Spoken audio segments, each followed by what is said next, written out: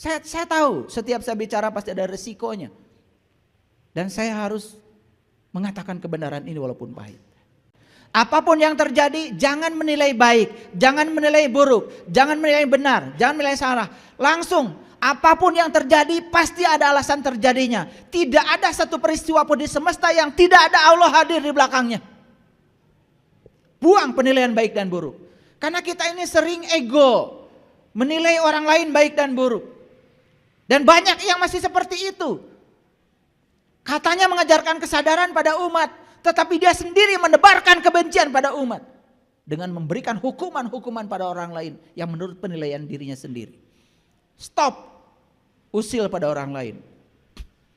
Yuk kita perbaiki diri kita sendiri, ngaji ke dalam. Terlalu lama kita ngaji keluar. Hasilnya apa? Hasilnya kita hari ini masih reaktif dan masih membenci sesuatu yang tidak sesuai dengan kita. Belum siap kita untuk toleran pada orang lain. Maka intoleransi itu adalah sesuatu yang sangat berbahaya di negeri yang majemuk ini. Saya inginnya sembunyi, sebetulnya tidak mau bicara. Tetapi leluhur-leluhur saya selalu mendorong saya, bicaralah kamu. Saya tahu setiap saya bicara pasti ada resikonya. Dan saya harus mengatakan kebenaran ini walaupun pahit.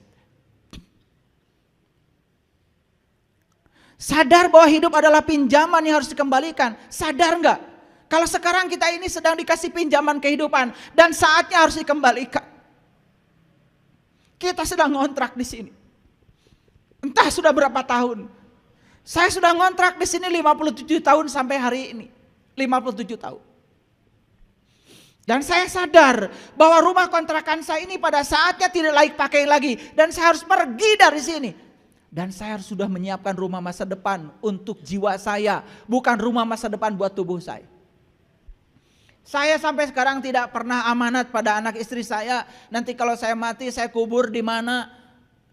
Saya juga tidak punya uang untuk membelikan kuburan mahal. Tidak ada. Nanti kalau saya mati tubuh saya silakan kamu mau asingkan saya kemana gak peduli. Karena saya sudah tidak di situ lagi. Tidak perlu dikeramatkan tubuh saya, tidak perlu. Saya bukan siapa-siapa, saya tidak punya apa-apa. Saya juga tidak tahu apa-apa, saya bukan siapa-siapa. Saya hanya menjalankan tugas semesta. Saya malu sama pohon pisang yang setiap hari dia menghasilkan pisang, disumbangkan kepada semesta. Dan mereka tidak pernah memakan buah pisang satupun. Dan mereka tidak pernah membicarakan tempat istimewa setelah mereka menyumbangkan sebuah. Hanya manusia yang terus berhalusinasi tempat istimewa setelah kematian. Lihat semua, lihat semua. Lihat pohon kangkung, lihat pohon singkong. Mereka bertasbih setiap saat kepada Allah. Menghasilkan sesuatu yang berguna bagi kehidupan. Apa kabar manusia? Mereka tidak bersaing. Tidak pernah bumi ingin menjadi matahari. Tidak pernah matahari ingin menjadi bumi. Mereka hanya menjalankan peran yang diberikan semesta. Sendiri-sendiri mereka tasbih.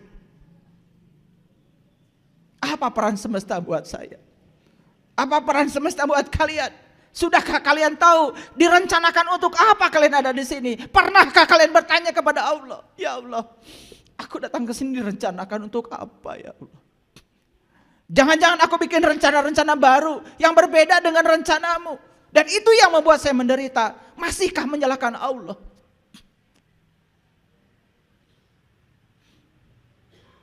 Sadar bahwa hidup ini adalah pinjaman. Dan pinjaman harus dikembalikan pada saatnya. Pertanyaan saya satu. Pertanyaan pada diri saya. Ketika nanti rumah saya ini tidak layak pakai lagi. Saya keluar dari sini. Di mana saya mau tinggal? Dan saya harus pasti punya tempat saya yang lebih baik dari yang sekarang.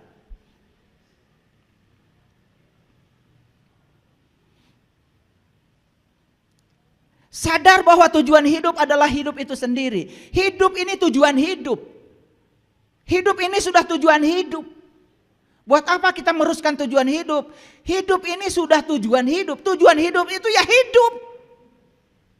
Nikmati hidup ini, nikmati. Sayangi orang-orang yang dekat dengan kita. Sayangi anak-anak kita, cucu kita, pasangan hidup kita. Hormati keberadaan mereka. Tumpahkan cinta kasih kita kepada mereka. Biar mereka merasakan kehadiran kita di semesta ini ada. Dan membawa berkah bagi mereka. Jika jalan di komplek kita rusak, bangun jalan itu supaya bagus. Untuk kita juga. Gak usah pelit sama harta. Makin banyak yang kita keluarkan, makin banyak yang akan datang kepada kita. Sadar bahwa tubuh dan pikiran bukanlah diri sejati kita. Sadar gak? Kita bukan tubuh, hadirin. Kita bukan pikiran, bukan. Diri sejati kita adalah kesadaran yang ada pada diri kita. Jangan dikendalikan oleh pikiran. Biar kesadaran yang mengendalikan pikiran kita. Begitu kesadaran sudah mengendalikan pikiran, rasakan kehidupan penuh berkah dan kedamaian. Tidak ada konflik lagi. Kenapa konflik itu terjadi? Lihat saya semua. Semua konflik terjadi karena kita belum selesai dengan diri kita sendiri. Bereskan semuanya. Berdamai dengan diri sendiri. Baru hidup dimulai. Sadar bahwa manusia adalah utusan Allah. Untuk menjadi kepanjangan tangan Allah. Menyampaikan cinta kasih Allah. Sadar, ya Allah, aku datang di sini untuk menjadi kepanjangan tangan-Mu, menyampaikan cinta kasih-Mu pada orang-orang yang butuh pertolongan. Allah sudah bilang di Quran, yadullah fauqa aidihim, yadullah fauqa. Tangan Allah sudah dititipkan kepadamu. Tangan siapa ini? Tangan Allah. Tangan siapa ini? Tangan Allah. Sadar kalau ini tangan Allah. Dan tangan ini bukan untuk menyenangkan kamu, untuk menyenangkan Allah. Bagaimana cara menyenangkan Allah? Tolong orang-orang yang butuh pertolongan. Tolong itu. Allah tidak perlu ditolong oleh kita. Tolong tetangga kita. Tolong mereka yang tidak makan. Tolong mereka yang tidak bisa sekolah. Tolong mereka. Ketika kita menolong mereka, itulah menolong Allah yang sebenarnya. Lucu ya. Banyak orang yang rajin ke tempat ibadah setiap hari dengan tetangga tidak akur. Saya tidak ngerti Tuhan mana yang kamu sembah. Tuhan yang gaib kamu sembah-sembah. Tuhan yang nyata kamu abaikan. Kamu rajin ke tempat ibadah tetapi di rumah konflik terus. Dengan anak konflik, dengan istri konflik, dengan suami konflik. Tuhan mana yang kau sembah? Yang gaib kamu sembah-sembah. Yang nyata ada di rumah kita. Tidak pernah kita hargai keberadaannya. Yuk kita mulai menyadari bahwa menolong Allah adalah menolong orang-orang yang nyata di hadapan kita. Buka mata kita, lihat rekening kita, lihat berapa banyak titipan Allah kepada kita. Semua pemberian Allah, tidak ada milikmu. Semua pemberian. Orang-orang yang sadar kalau semua pemberian pasti tidak mudah untuk memberi, tidak sulit untuk memberi. Baru hidup dimulai. Sadar bahwa manusia ada di dunia untuk berkontribusi mempercantik dunia. Yuk saya menyadarkan. Kalian sekarang tidak tinggal di akhirat. Kalian tinggal di dunia. Kita tinggal di dunia, tujuan Allah untuk berkontribusi mempercantik dunia ini. Dan siapa yang berkontribusi mempercantik dunia ini, insya Allah tempatnya di akhirat akan bagus. Jangan mimpi tempat di akhirat bagus kalau Anda di sini menebarkan kebencian, menghina orang.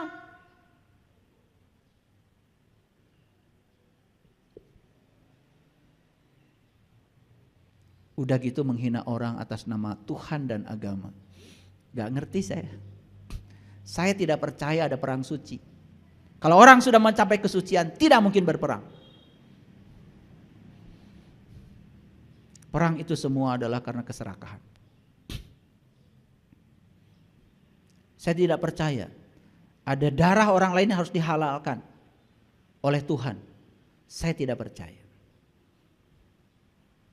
Semua makhluk harus dihormati. Bahkan semut pun harus dihormati. Bahkan ada semut di meja, saya tidak bunuh. Saya antarkan dia ke tempatnya, diambil, saya pindahkan ke tempatnya.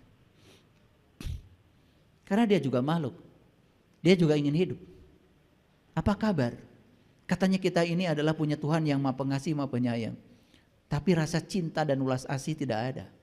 Dendaman pada orang, bahkan ketika orang lain tersungkur, terpuruk karena dijatuhkan oleh kita, kita merasa puas. Makhluk macam apa yang kayak gini?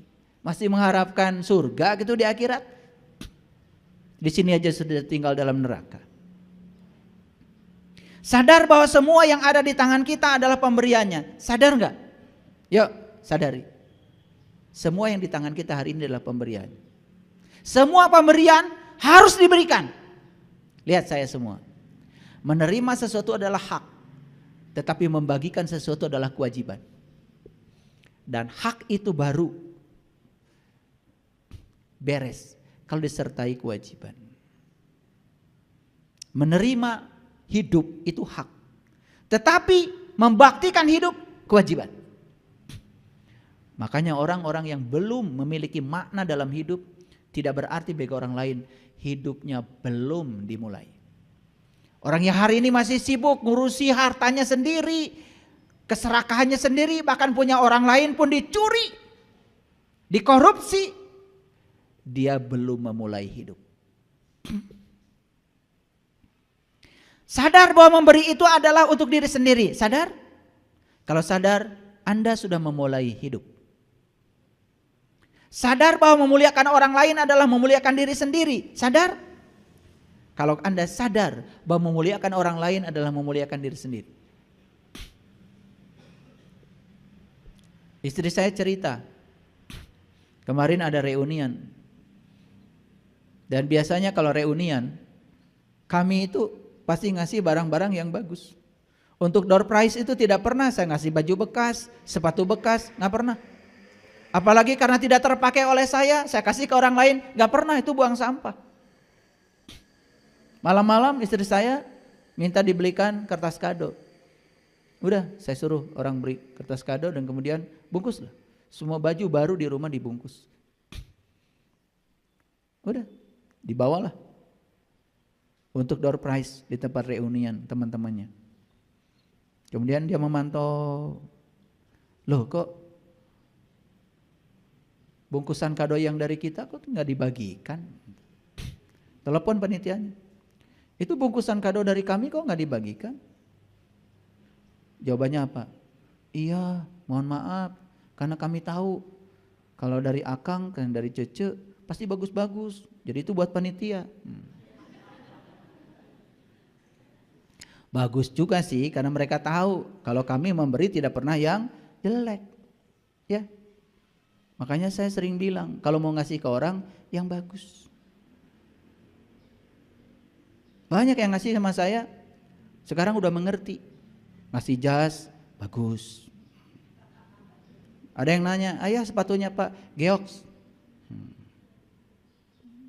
Masa kaki saya yang istimewa ini dikasih sepatu murah, cap kelinci? Ya saya pantaskan diri saya. Ya terserah, kamu mau ngasih atau nggak ngasih nggak apa-apa. Tapi kalau mau ngasih, yang bagus. Maka di Quran dikatakan, tidaklah disebut pemberian kecuali kamu memberi yang kamu cintai. Itu Quran. Paham sekarang? Jika kita sudah memberi kepada orang lain yang terbaik, hidup sudah dimulai. Awas, kamu ngasih baju bekas, diumumkan di speaker, bekas lagi. Masih dikasih judul, bekas tapi layak pakai. Itu pembenaran. Ya, padahal itu buang sampah dengan cara ngaku-ngaku sebagai dermawan. Itulah yang kata Nabi, innamal a'malu binniyat, tergantung niat kamu. Kalau mau memuliakan orang lain, yuk. Karena memuliakan orang lain, memuliakan diri sendiri. Kalau kita sadar memuliakan orang, memuliakan diri sendiri, hidup sudah dimulai. Sadar bahwa masa lalu dan masa depan itu tidak ada. Sadar? Sadar? Kalau sadar masa lalu dan masa depan itu tidak ada. Kata Einstein, itu adalah waktu psikologis. Makanya kita harus bisa menyetop waktu. Wah, ini keren. Menyetop waktu artinya apa? Hadir di sini, saat ini, sekarang, setiap saat. Masa lalu tinggal sejarah, masa depan juga belum tentu ada. Sudah. Hidup itu yang menentukan adalah apa yang kita lakukan hari ini. Fokus hari ini. Kalau kita sudah hidup, fokus pada saat ini, hidup sudah dimulai. Ada yang sedih sekarang? Ada yang sedih? Alhamdulillah. Kalau ada yang sedih, berarti kita sedang mengizinkan diri kita dibawa oleh pikiran ke masa lalu. Ada yang takut dan cemas sekarang? Alhamdulillah. Kalau takut dan cemas, berarti kita mengizinkan diri kita dibawa oleh pikiran ke masa depan. Kalau kita hadir di sini saat ini sekarang, tidak ada rasa takut, tidak ada rasa sedih. Makanya kata Allah, la tahab wa la tahzan. Jangan takut, jangan sedih. Itu perintah supaya kamu jangan membawa dirimu ke masa lalu, jangan membawa dirimu ke masa depan. Hadir setiap saat di sini, saat ini, sekarang. Ini memang tidak gampang, mempraktekkan ini tidak gampang. Karena kita hidup sudah tidak seperti itu terlalu lama. Ya? Oke. Sadar bahwa saat ini adalah penting. Sadar? Sadar saat ini penting? Kalau sadar saat ini penting, maka kalian pasti akan melakukan tindakan penting. Pasti akan melakukan tindakan penting pada orang-orang yang penting. Bagi saya, kalian semua adalah orang penting. Kenapa? Karena saya sedang menghidupi hidup saat ini bersama kalian. Karena saat ini saat yang paling penting, maka saya berbicara yang penting. Makanya saya tidak mau bicara yang sia-sia. Yang penting-penting saja. Yang bisa mengubah kesadaran kita. Maaf kalau dari tadi kok ceramah gak ada bodorannya. Kalau mau bodoran nonton stand up comedy. Jangan lihat saya. Kalau saya stand up comedy saya ahlinya. Cuman habis 2 jam stand up comedy kalian ketawa-ketawa dan setelah itu kalian tidak dapat apa-apa dari sini. Saya sedang mengubah kesadaran. Ceramah saya hipnoterapi. Makanya kalau dengar ceramah saya mungkin ada nyentuk-nyentuk. Ikuti aja. Karena hipnoterapi, saya sedang menyebarkan energi, bukan kata-kata. Saya ahlinya dalam bidang itu. Jadi kalau saya bicara hipnoterapi, masuk di subconscious mind. Masuk, digedor-gedor tuh. Kalau dengar ceramah saya terasa digedor-gedor, nangis, bagus. Itu masih ada tanda kehidupan tuh. Ya, kalau udah digedor-gedor gini, malah tidur nyenyak, itu. Kalau habis dengar ceramah saya nggak bisa tidur, bagus itu. Berarti masih ada bakat untuk bisa memulai kehidupan. Lanjut, sadar bahwa Allah dekat bersama kita. Sadar? Sadar? Ya Allah. Ketika tidur, ini tidur, ini tidur, ini tidur, ini tidur. Satu-satu yang nggak bisa tidur, yang tidak pernah tidur adalah nafas. Betul? Hafal ayat kursi? Hafal. Buat apa? Buat nakut-nakutin hantu. Karena begitu pengetahuan kita ya sudah. Akibatnya dapatnya cuma itu aja. Allahu la ilaha illa huwal hayyul qayyum. Allah tidak ada Tuhan selain Dia, senantiasa mengurus, mengatur, tegak berdiri bersama yang diurusnya. La ta'khudhuhu sinnatu wala naum. Dia tidak pernah tidur, dia tidak pernah ngantuk. Pertanyaan saya, siapa yang pernah tidur, enggak pernah ngantuk dalam diri kita? Siapa? Siapa? Berarti siapa nafas itu? Ya Allah, masih saja mau mendekatkan diri kepada Allah, sudah sedekat itu. Gara-gara bernapas, kamu bisa melihat saya. Gara-gara bisa bernafas, kamu bisa mendengar saya. Bukankah itu? Sedekat itu.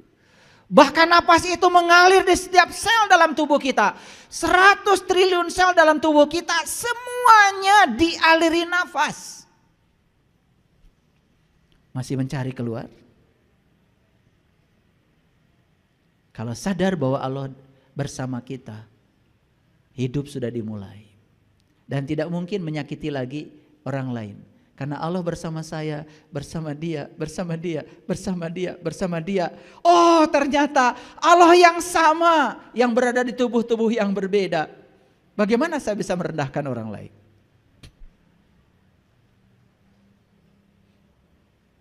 Apalagi menghajar orang lain, menghakimi orang lain atas nama Tuhan dan Allah. Saya ragu, dia kenal apa tidak sama Allahnya dia? Jangan-jangan cuma nyebut-nyebut aja. Luar biasa.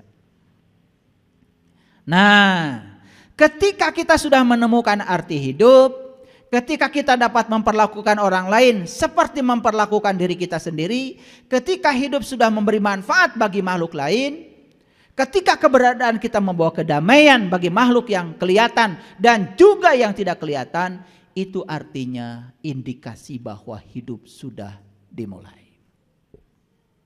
Yuk, yang terakhir saja kita rangkum. Jawab pertanyaan saya. Apakah kita sudah menemukan berkah hidup? Apakah kita sudah membagikan berkah hidup kepada orang lain? Kalau sudah, berarti arti hidup kita sudah jelas ada. Apakah kita sudah bisa memperlakukan orang lain seperti memperlakukan diri sendiri? Jawab. Apakah kehidupan kita sudah memberi manfaat bagi makhluk lain? Apakah keberadaan kita di semesta ini sudah menjadi sumber kedamaian bagi makhluk yang kelihatan maupun yang tidak kelihatan? Kalau itu sudah, berarti hidup kita sudah dimulai. Jadi lucu saja, banyak orang yang takut kehidupannya berakhir, padahal kehidupan dia belum pernah dimulai. Jadi kesimpulannya, kenapa kita takut kehidupan berakhir? Karena kita belum pernah memulai kehidupan. Terima kasih. Assalamualaikum warahmatullahi wabarakatuh.